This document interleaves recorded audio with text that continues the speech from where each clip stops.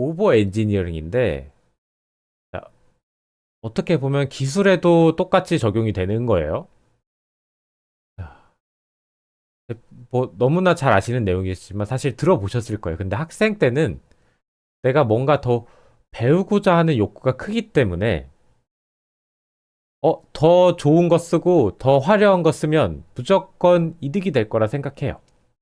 근데 여러분들만의 그 개발 철학이 확고하게 잡혀 있으시면은 남들이 이런 패턴을 썼다, 이런 설계를 썼다, 그리고 또는 이런 뭐 렌더링 기술을 썼다에 흔들리지 않을 수 있어요. 그 중에 이제 대표적인 것들을 이제 모아서 우리가 오버 엔지니어링이라고 하겠죠. 생각보다 자주 발생합니다. 생각보다 자주 발생하다.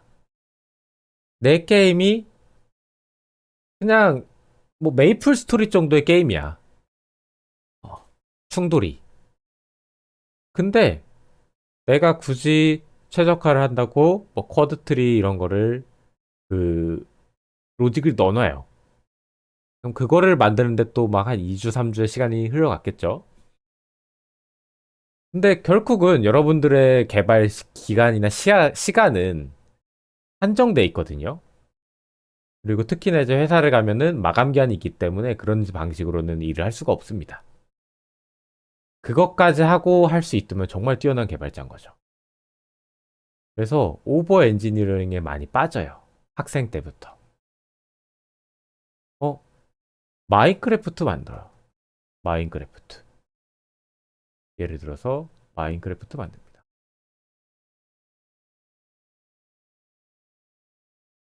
자, 근데 마인크래프트 보시면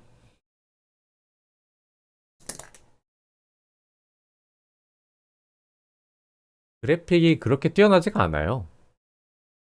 음. 오히려 어떻게 보면은 저기 약간 카툰 느낌을 살리는 이런 그래픽을 살려볼 수가 있겠죠. 그러면은 제가 봤을 때는 여기 라이팅이 있나? 라이팅도 저기 뭐 포인트 라이트? 아, 라이트 있네요. 그쵸? 있기 때문에 그리고 법선이 없어요. 법선이 없습니다. 노멀맵 이런 게 없어요. 그러면 그런 거 다 빼고 이 엔진에 맞춰서 이 게임에 맞춰서 그냥 텍스처만 화면에 그릴 수 있게 렌더링을 시킬 것 같아요. 왜? 그렇게 하고 이 친구는 블록이 많기 때문에 충돌 관련된 거 작업량이 훨씬 많을 겁니다. 그리고 컨텐츠가 굉장히 많이 들어가 있죠. 스크립트 시스템도 제공이 돼 있고 그런 쪽에 힘을 쏟아야겠죠. 근데 어 마인크래프트 레이트레이싱 뭐 이런 거 있어요. 그래서 나는 이런 때가를 원해. 그래서 요걸 이제 넣는 거죠. 그러면 이제 이거는 우리가 명확하게 해야 돼. 나는 게임을 만드는 것인가? 아니면은 렌더링 관련된 프로그램 한번 만들어 보는 것인가예요.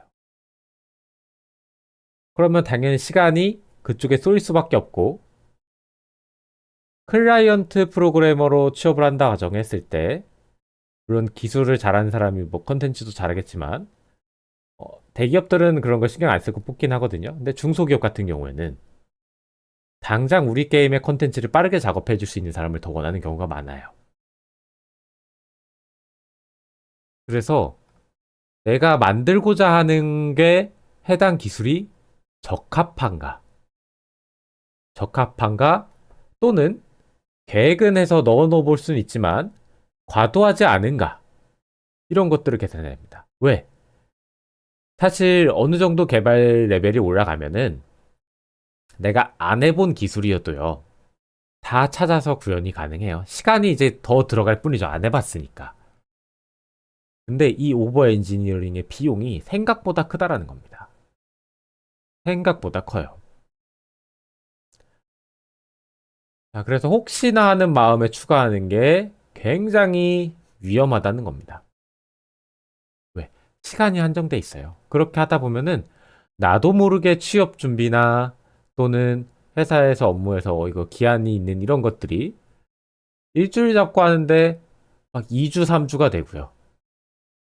특히나 이제 취준생 때 나도 모르게 공부를 하다 보면 막 6개월 잡았는데 1년, 2년이 돼버립니다.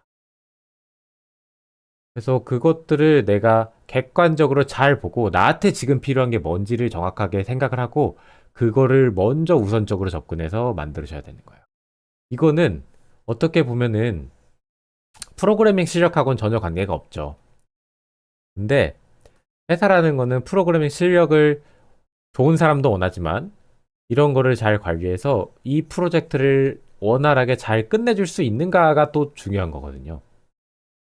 그래서 이 오버 엔지니어링을 했을 때 내가 내는 비용들이 절대 적지 않다라는 거를 인지를 해주셔야 됩니다.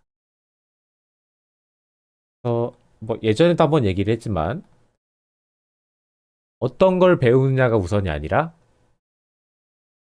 무엇을 만드는지를 중요하게 생각해야 된다는 거죠.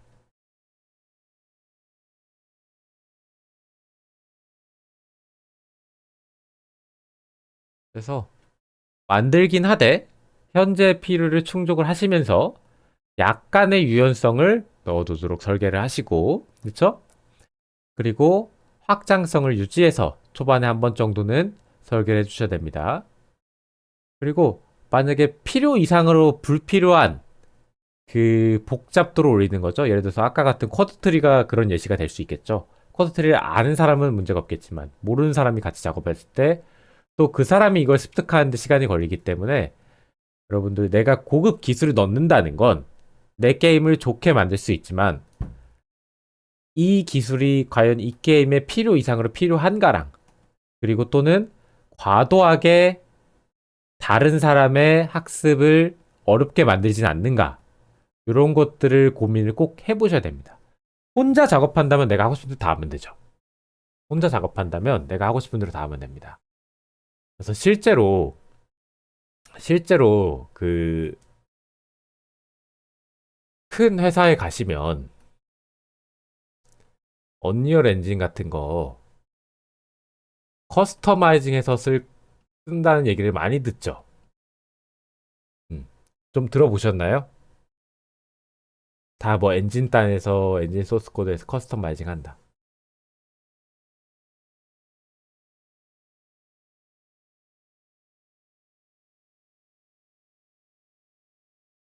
그래서 뭐 그래픽스를 알아야 된다 뭐 이런 얘기 많이 나오죠.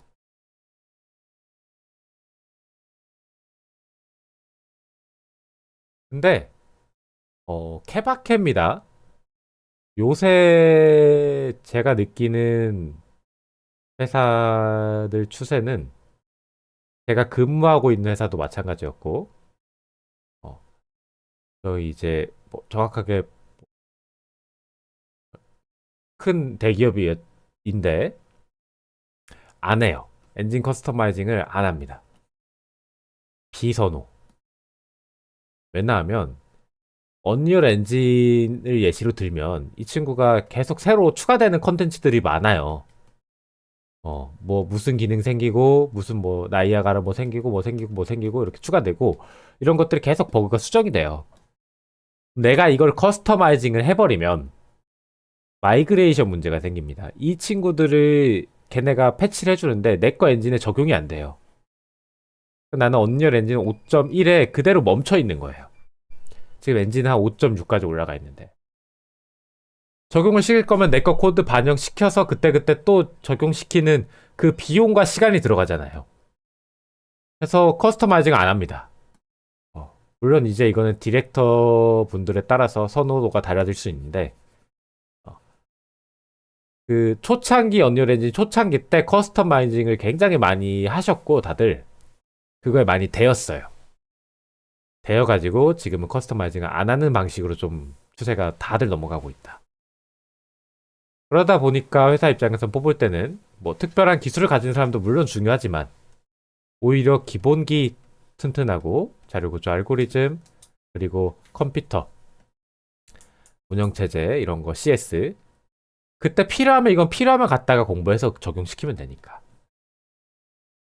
그리고 여러 가지 다양한 컨텐츠를 많이 만들어 봤는지 해당 엔진을 통해서 툴 정도는 추가를 하고 커스터마이징을 하거든요. 근데 엔진 내부 단은 웬만하면 안 합니다. 마이그레이션 문제가 있습니다. 그래서 오버 엔지니어링이 나한테 필요한가도 조금 잘 파악을 하셔야 된다라는 거예요. 그래가지고